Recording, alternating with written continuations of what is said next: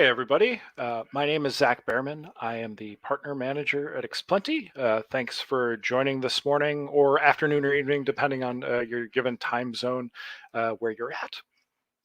So I came on today to talk about a use case that we see often with ETL with Xplenty and specific to Salesforce, and that's moving around data from SFTP. And I think some that may initially trigger the question, why SFTP? It's not necessarily something new, something that you're hearing about all the time, but in the aspect of external data that you want to bring in to your given Salesforce instance, whether that be data coming from clients, data coming from partners that you have, data that you're looking to bring into Salesforce, but maybe bridge outside of the security of your own internal networks and give a very limited data set out so there's not direct access to databases from your ETL tools or anything along those lines. There's a variety of reasons to use it, but really from an administrative standpoint, it's about control of the data, who has access to it, what data is actually ending up in a given location that can be accessed, and who has the ability to send that around and move it around and utilize it. So when you have compliance standards like GDPR and CCPA, there are penalties that can be involved with sharing information, even accidentally, out to the wrong parties. So you can use something like SFTP to host a file repository that is completely secure, and when the files transfer out, they're going through an encrypted tunnel. You don't have employees sending information out via email, Google Drive links, Slack, and places where to the best of their knowledge, they think they know specifically who has access to it, but they may end up with a file that has customer information that erroneously in the settings has a setup where there's access to it for others that shouldn't have access, even if it's not for malicious purposes. It's something that needs to be secured under these standards. So SFTP gives that control of, even from an automated end, you can control what data flows into a given SFTP bucket that can be picked up by others. And then from that, limit the data set that goes into there. So you can even exclude entirely, if you want, those PII fields from ending up in those files, since there's not access to query a given database or something along those lines.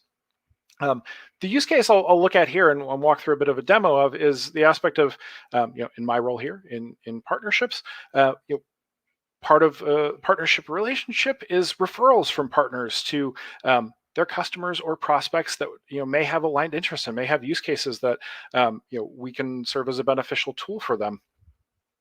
So in that instance, those leads are something that need to end up in Salesforce, and it may be that the given partner that is being worked with doesn't utilize Salesforce, and the file format that's coming out of there, or rather the schema of the files that's coming out, it may not match what needs to end up in Salesforce. The company itself may not share certain given information goes in Salesforce, and really the other aspect of it is you can start to ramp up quickly to work with a partner, and if they already have a standard setup for getting this information, say via SFTP, out to their other partners with an ETL tool, you can then take that standard format they have and make it fit your needs, whether that be into Salesforce or whether that be into another CRM, your databases, etc., and not put the onus on them to have to modify their process just for you, so you can get ramped up quicker. So I'll do a quick screen share here, and we can take a look at what this process looks like.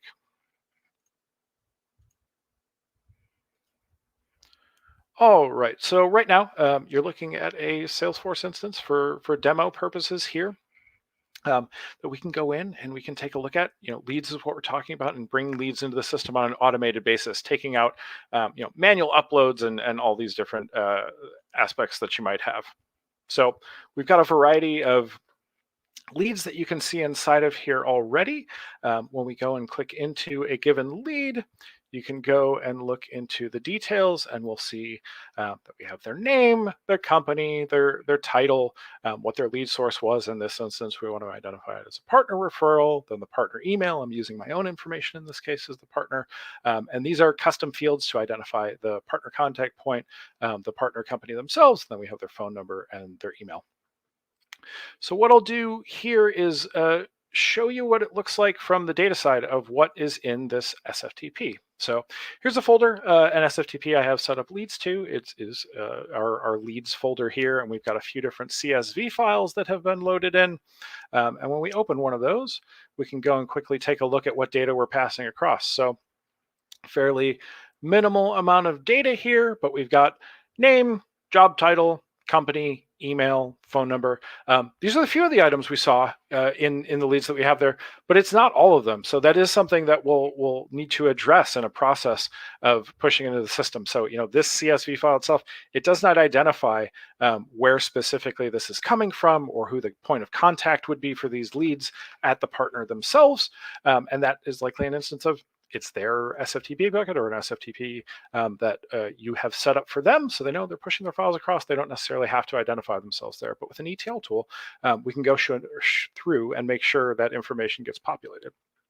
So close out of Excel here, and we'll go take a look on the Xplenty side of how we start to get more of these leads in on an automated basis. So it's not reliant on an individual to go and format this file and upload it through a manual tool in a one-off instance, and potentially be delayed when they don't upload it on a given day or something along those lines. We'll have an end-to-end automated process that can pick this up and make sure all the necessary details generate in that lead when it comes over to the Salesforce side. So we'll go into Xplenty here. I've just got a package open, which is called Leads to SFTP Demo. And we'll start to talk through what it looks like to build a pipeline and how quickly you can kind of get this information through. So we'll add a component here. It's a file storage source. That is what an SFTP is for secure file transfer protocol. And we can open up our test SFTP here that I have. And then in our source properties, so in the path here, I could go point this at a specific file. But I can also just point at the directory itself, and we can pick up all of the files in that given directory, say as an initial load. And then, if we want to continually look at that given path and pick up new files, we have a process here. We'll push a manifest back to that directory, and every time this ETL job runs, it's going to look at that manifest first and say, which of these files have I processed? And it's going to ignore those and just pick up the new ones. So again, that cuts down on kind of manual work that you'd go through and have to be archiving files and cleaning that up on a regular basis and confirming that they actually were loaded across, etc. So we'll point it at that source path for our leads. There were 3 different CSV flat files in there that contained our data. And then we can go and take a look at our source schema here. We've got a comma delimiter specified. So when we go to schema, this is pulling live from that SFTP. We've got all the different fields we have here. What we will notice, though, when we take a quick look at this, is that we've got this field 6. That's not really a field that we have, and we're seeing some things that aren't in alignment here. When we go and look at this, if I were to go back and look at the source file, we see that some of these company names are similar to law firm names. They have commas in them. They have multiple names. As a CSV, if it sees a comma and it's not identified correctly, it can break them apart further, and it added another field here. We can go and quickly correct that in Xplenty and give it a given string qualifier. So we know we'll qualify that as a string, and then when we go through into the schema here, now it's correctly aligned. We have our given fields from our file that we know should exist there. And just to quickly go back into source properties here, comma, CSVs, comma separated values, most common that you'll see, obviously. But you can put just about any delimiter in the system. You can even take in raw files. I have dealt with clients that their fields that are coming through are just a single string of, it has a variety of different pieces of information all in one line that you need to grab. And then there's functions in this platform to go in and pick through those because they occur at specific breakpoints in that given string. So even if you have a format that is not kind of matching what you'd expect as a standard CSV file that you can open in Excel and get a quick view at it, you can handle that as well. And that's where the benefit of an ETL tool comes in, as I said, in not having to kind of force a square peg in a round hole and take time with a partner to say, you need to reformat your files to match our system, or we need to take your file and then manually format it ourselves before we can load it. That process can be automated here and just happen. And either side, you don't have to change your schemas that you're looking for. So we'll go through, we're going to grab all of these fields because we identified we need all of these fields for our Salesforce leads that we're putting through. So we'll click save. And then we did note here that there are items we're looking at. So partner email, partner company, lead source, those don't exist in our given file here. So we do need a way that we're going to tell Salesforce those values to push through. So in Xplenty, we actually have a component here that we can go and we'll do an autofill. So we're carrying these same fields through, but we also need to build out some new fields. So we do need our source, we need our partner company, and we do need that partner email. So while these don't exist in the data set, we can actually very quickly specify these in Xplenty with the expression editor, but we will just use text strings to put through. So we know our source on the other end. If we go look at this, these are all going to be partner referral. We can even just copy and paste that. We can go through and use that same item here as a partner referral. We know the partner is from myself, so we're going to identify it as Xplenty. And the contact that's not included, I'm going to use as myself as well, and we can put that in. So now we can quickly do a preview here, and we'll take a look. This is going to essentially take the data sets you had coming through, and it's going to generate these new fields in that data set and populate them with these given strings that we have. So you also have the ability in here to make these dynamic. You can, go through and add things like case statements based on other things that you're seeing in this given file. You could assign them to different email contacts, whatever it might be. Say if they have, a partner rep ID or something like that, and that you have a list of those IDs, you can merge them in, do all those things. But if you look down here at this preview we just ran, now we've got our name, job title, company, email, phone, but we've also added to all of these records that what is our source, who was the partner, and myself is the partner email. So we've got those that we can flow through into Salesforce. As we step down, so we look at that and we think, okay, we've got our data set formatted in a way that we want to now send those leads over to Salesforce. There's a native connector here in Xplenty to Salesforce as a destination. So we quickly have that connected.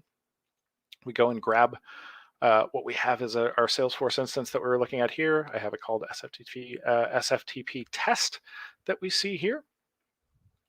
And then we point this basically in Xplenty. You can see any given object that's accessible inside of a given Salesforce org. So that even includes the custom objects that you have created. This is not just the standard object set that comes in a Salesforce instance. In this instance, we are looking for leads, and inside of leads, we can also have access to write to custom fields. So that partner name and that partner email, those are custom fields that were added to that instance. And then if we have a situation that those leads are being updated in any way, we could set up upserts, or if we had a batch where there was an issue with them, we could run a delete on them as well. But for this instance, we're going to assume when we have these leads coming in, they're unique. We're just going to be inserting them to the other side, and then the company is going to deal with the leads that came through from their partner.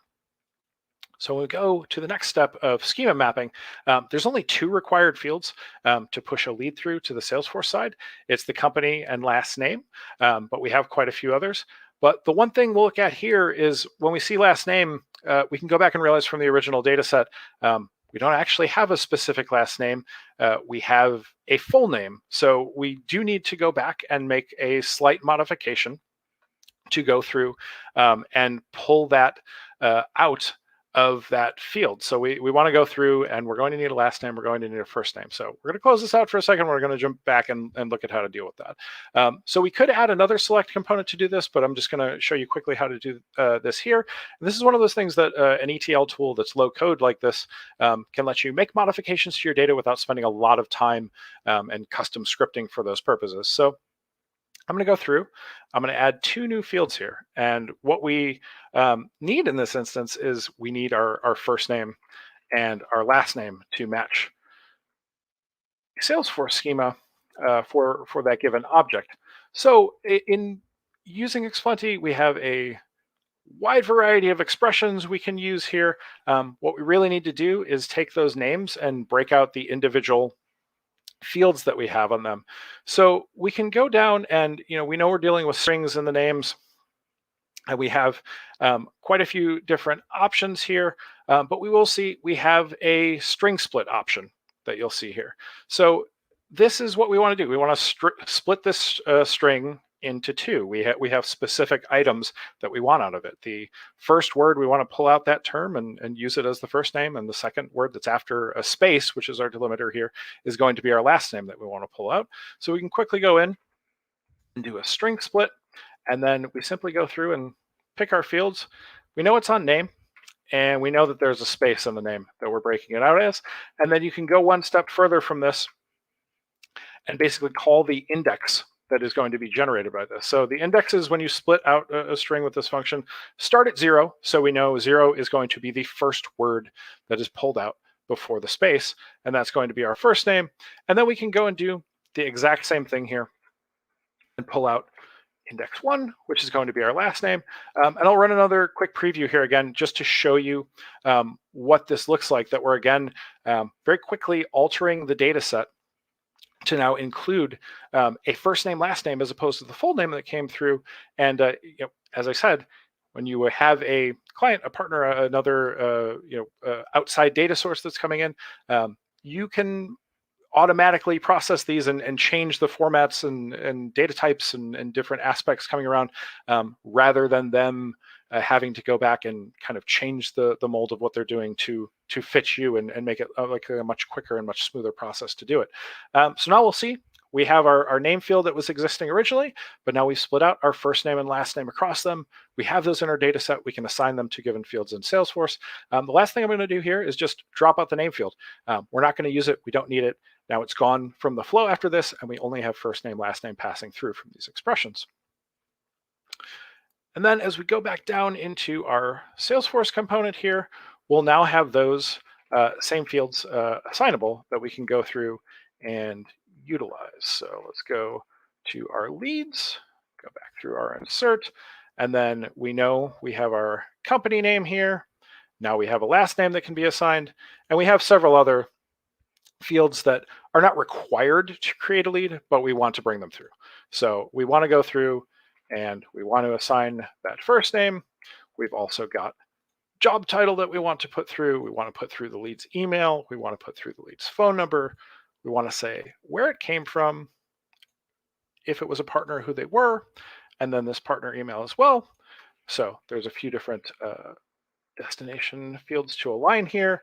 And again, as I referenced, all of the given fields that are in this object are available here, including custom fields. So as we get down into our partner aspect here, this is where you'll see these called out as partner company C. It's a custom field. Partner email C is also a custom field. So now we've mapped this. So in a few minutes here, we've gone through and we've taken a file that doesn't necessarily have the right name formatting. There's some missing pieces of information that we know are static, but just aren't included in the files that we've populated. And we can actually run these to load to the Salesforce side. Now, what this will do as well, since we're pointing at a directory, it's going to pick up all of the files in that directory that are in this format and pull them through and run the processes on them. So I'm going to save this here. And we'll do a quick save, and then we will go through and run a job that's going to populate all of these across. While that's running, I'm going to show you just quickly what it looks like from the other direction. So, in all these instances, I'm talking about, okay, we have a partner that's sending referrals to us. We want to pick up those files that are formatted and bring them in and generate leads.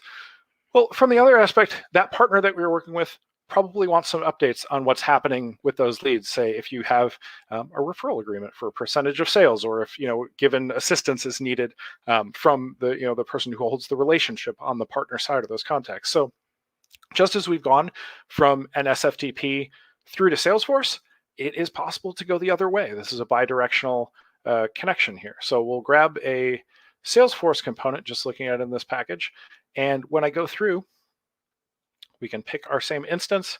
And when I go to leads here, Hit next. And now we've got all our available fields from the lead object that's live back in this Salesforce instance. So we'll pull through a few specific items here. Of the name, we'll look for an item here is converted. This could be something beneficial to a partner to say, sending them back a list and showing, yes, we've converted these leads, we've accepted these leads. You may want to have a further conversation with us if we haven't reached out to you yet. And then we'll go through and we're going to look for our given partner, and you can search here as well. So we've got our partner company here as well that we'll pull through. And if we do a quick refresh, we can see all of these different leads, including some that are from an earlier push from the Xplenty side that we see. So we've got those called out. And if we're looking at a given partner that we want to send this information back to them, and we can do that and send it back to an SFTP, a different directory in the same SFTP for them to ingest on their side and run different processes on.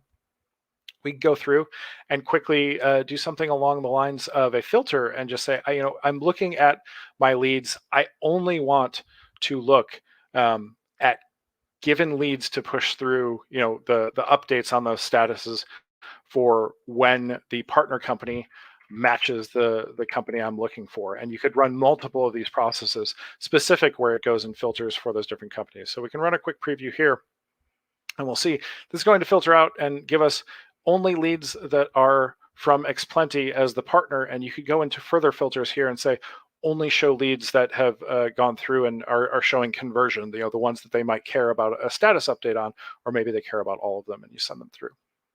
So we'll let that run for a second, and then we can go back and take a look at the preview. And then from there, we'll go back into Salesforce and we'll look at our other jobs run and see all the leads that have populated. So you see here, we had that initial data set that had a variety of leads. Some of them weren't partner leads, some of them were. Now we have this specific, this is all our leads in Xplenty. And if you'll see, we've actually got more data coming in here than we were initially showing in the preview. That's because our job that we had just run completed and populated leads from a variety of files that we put through. And then from here, you can go through and you can do other aspects. If in this initial data set, you had, say, put in the lead ID or, from the leads that are converted, show the opportunity ID, you could join back in from a second Salesforce query, the rep who is assigned to that opportunity or the salesperson assigned to that opportunity, and provide that contact information over to the partner in this data you send across. If the partner, say, has specific IDs that they were sending across that you use to cross-reference these, you could actually do something if you wanted it more secure of dropping out the company name, the email, the name, etc., and have a shared identifier between you where you're just pointing back to them. Yes, we've converted it. Yes, this is who's working on it if you want to reach out. So we'll cancel out of this here.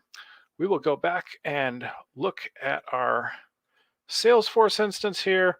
And now we have a much longer list of leads that have populated through. So this job has run, and we can go quickly into our jobs menu here and take a look at our lead status. And you can see that this picked up 95 leads and sent them across. These 95 leads were spread across 3 files. They share the same formatting, but it's picking them all at once and processing them in parallel. And again, if you wanted to just keep populating this bucket kind of at random when they have files available or when they've kind of aggregated that information together, you can run a job every day, every hour, every few minutes if you wanted to look for new files and know I've processed these 3 already. I'm going to go through and I only want to pull the new one that's been available at that time. So when we go and look at these new leads that have been created, we'll open them up. And we'll see that when we go into details, we have all the same information that we were looking at on previous leads populated. And this is automated end-to-end from a file that is not necessarily formatted in the way that we need it, but it's built out. We've identified the correct partner company, the correct partner email that it is from our partners. And then, workflows, triggers on the Salesforce side can work to assign these to given individuals. So you've really taken that aspect of control of the data from end to end and taken out the human element of where this is being shared and when it's being uploaded and all those different aspects. I hope this was helpful in a look at why SFTP is very, very viable in this aspect, and really is something that should be uptaken if you want to have security of data transfer between given organizations that may not share the same type of tools that they're using for CRM, for databases, etc. And if you have any questions about how else this can be used, please feel free to reach out to us and send those questions across. These same processes can be used with AWS 3 or from databases or et cetera. But certainly from an external data sharing standpoint, SFTP can really be a viable option for that. And there are so many different options available between hosting it yourself, cloud hosted options, creating portals for clients and partners to drop in files, extract files, etc. So again, I thank you for joining. Let us know if there's any questions or if this was helpful or not. And if you have an idea for a topic in the future that you'd want to see covered, you can shoot an email directly to myself or out to ourselves at hello@Xplenty. So our team will respond to you as fast as possible. Thanks.